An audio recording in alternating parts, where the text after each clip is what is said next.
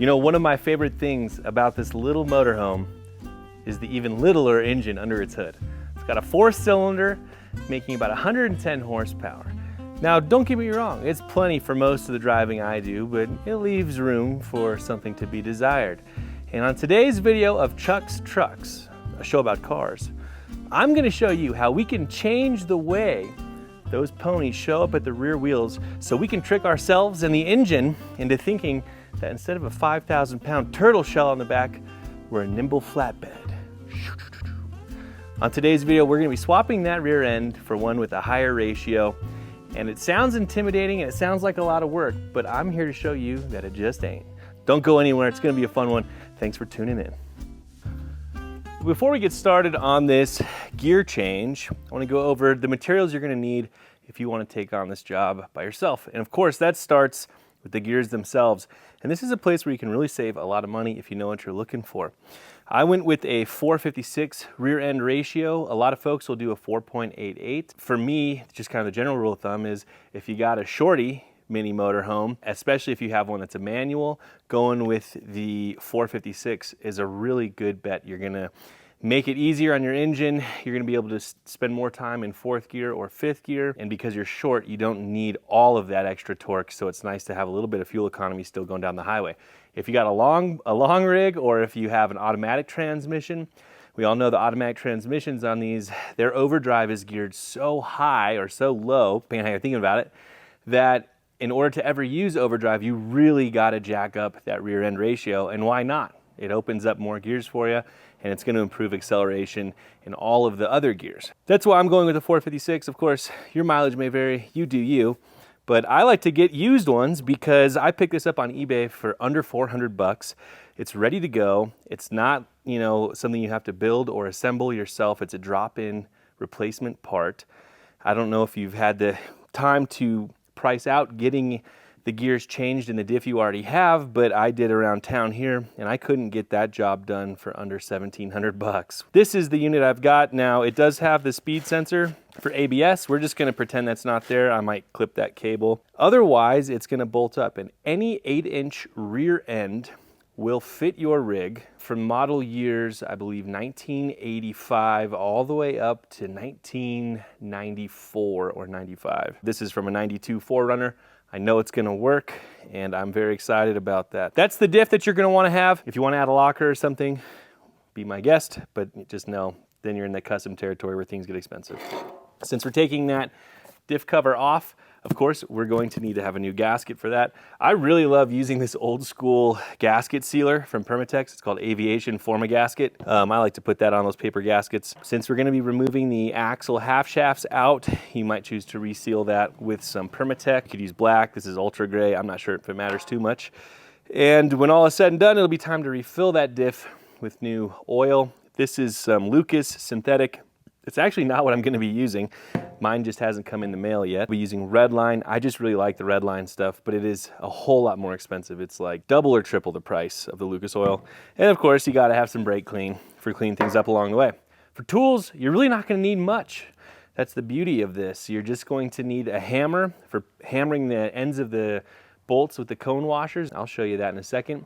And then just some wrenches. You don't even need a ratchet. I think everything's gonna be 10, 12, and 14 millimeter, and that's it. The best part is on these 1-ton full floating rear ends, you don't have to jack the vehicle up unless you want, you know, easier access to get under there, but you can leave the wheels on. You can leave all of that stuff connected because we're only having to slide back the axle shafts from each end of the hub. We don't have to take the whole wheel off. All right, we got our fill bolt out. That's just gonna have to work. 24 millimeter top and bottom, and we got them both broke free, so just gonna go ahead and this is always exciting. Ooh, wow. There is holy smokes. That's a lot of, I don't know. It's like soft. Anyway, we'll let that drain, make a big mess everywhere. So as promised, now we have to pull this flange off for the axle half shaft to be pulled out. 12 millimeter, it's not a very big fastener really. So we'll just break them all loose by hand. Oops. And then we'll go ahead and pop these cone washers off, and that's the only like tricky part of this whole operation, I would say. Okay.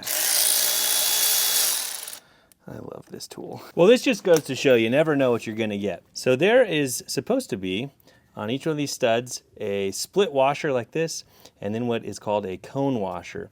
And I'm gonna go ahead and pop one of those off. As you can see on these two, there was no cone washer. So I'm not gonna let it hold me up today. I'm gonna, do the job and put it back together, but I think I'll be trying to track down some of these cone washers here. Glad I got in here though to know that I'm missing 2 of my 6. Let me show you how we pop those cone washers out. So what we'll do is we're gonna take our hammer, and I like to use this little sledgehammer, and we're gonna hit the ends of these studs, and that's gonna cause these little cone washers to eject themselves. Okay, so once we have our cone washers and nuts off, I like to grab just a regular hammer or whatever you can use to pry with, and you're just gonna pry this flange out. That is going to disconnect you from the differential.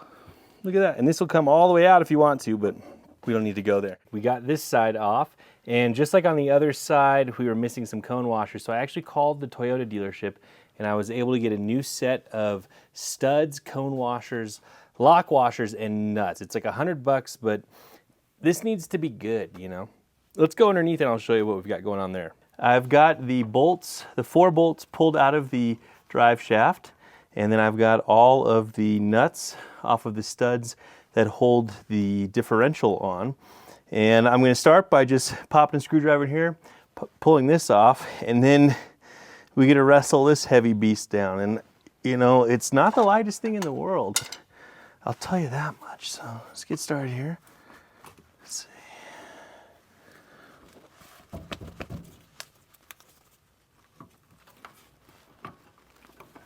There we go. All right, and we'll just set that somewhere totally in the way. Perfect. Yeah, right there. Now we're just gonna try not to lose any of these washers or make the biggest mess in the world, and just pull this bad boy out of there. Oh yeah. Yummy.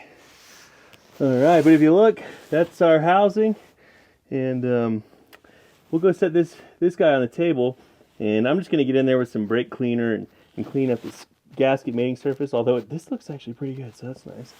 This is the new one, obviously, that's gonna be going in, and right in here, this is the splines tube that those axle half shafts slide into, and there's one on each side, and of course the drive shaft, it connects there.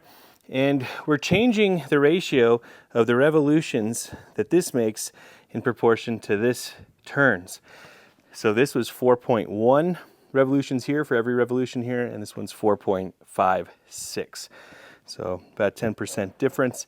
And I don't know if you'll be able to hear this, but just listen to how loud this diff was when I pulled it out. You hear that? Now, listen to this guy. Almost silent.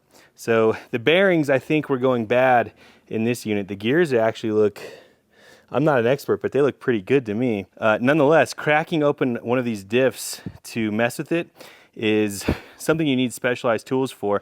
And I know someone's already been into the old one, because if you look here, see how they stake the nut there? Well, that's to keep this nut from backing off. So that's where they currently have it staked, but this nut has been removed because you can see where that dent, that stake used to be. And if you look on the new diff or the new used diff, it's only been staked in one place. And all of this looks like original Toyota hardware to me. Even the pinion seal, if you look at the pinion seal on this, it doesn't look like it matches to me. Usually that's gonna be painted the same color as the diff. Glad to be getting rid of this one, and excited to be putting in this guy. We got this all cleaned up. I got the old gasket scraped off and brushed that with a brass brush. And I'm gonna be taking my aviation gasket sealant and applying it to both sides of our gasket there. And then I'm gonna go ahead and slip this onto the housing so that all we have to wrestle with is this guy when it's time to go hang it.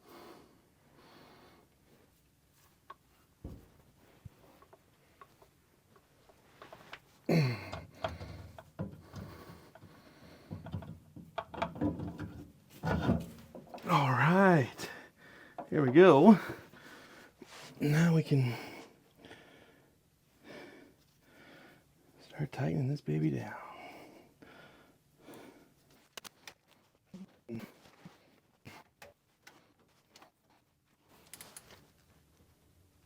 All right.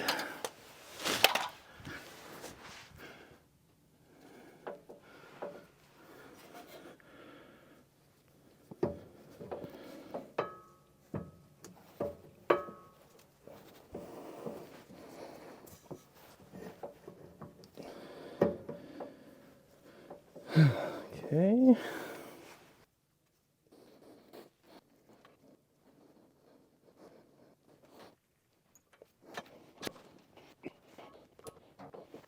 When we pulled this cap off, all of this oil spilled out. Now, normally you wouldn't be too alarmed by that because in most full floating axles, the oil in the differential is also used to lubricate the bearings in the hub. But that isn't true on these Toyotas, and I forgot about that, and it just hit me when I was pondering this. There is a wheel seal in the back and a wheel seal in the front, and where the bearings live, they're actually lubricated by grease. And so when we pulled that drain plug off on the underside, we saw all that goop stuck to the bottom. That is grease that has been washed out of this bearing raceway. And if you look in there, I mean, it is gross. It's very goopy and does not look good. And let's compare that now with the other side. See how clean this is? Now this almost looks like there's no grease in here. So long story short, what I feel like I'm gonna have to do, I'm gonna go ahead and get new wheel seals front and back for both sides, new wheel bearings, and since I'm gonna have the whole darn thing apart, I'm gonna get all new brake hardware and stuff, in addition to all the new studs and cone washers, and I'm just gonna totally rebuild this rear axle. Now this, you're just gonna have to rotate it until those splines lock in, and then you'll push it in all the way, hit it with your cone washer, a lock washer, and a fresh nut on there. And this is where I would also apply RTV, but like I said, I'm gonna have to take this all apart. All right, nothing like the smell of gear oil. So we've got our drain plug reinstalled, and this is the gear oil we'll be using. I like this red line stuff. You know, it's made a big difference in some of my manual transmissions, so it's a lot more expensive, but I like it. I also picked up a little pump here. Sometimes trying to pour this bottle into a sideways fill port can be really challenging. Pump this until we start to see it run out of our little fill port there, and then we'll know that we're all filled up, and that's gonna be a wrap on our differential swap. There we go. We'll just get that torqued up. Now don't worry, all my skoolie friends, this still applies to you. You can change your rear gears as well. Look, this is that axle shaft end that we can unbolt and pull out. And then if we look underneath our bus, it's the same setup. We can unbolt the front cover of our diff, disconnect the drive shaft, and swap all of our gears for better ratios. This time we'd be going to a lower number usually so we can get better highway cruising, but it totally applies. Full float axles, it's this easy. We don't have to jack the bus up, although I will tell you that that differential in there weighs a whole lot. You'll definitely need another hand if you want to do that on your own. The day is ending, and I think our project is complete, out with the old and in with the new gear set.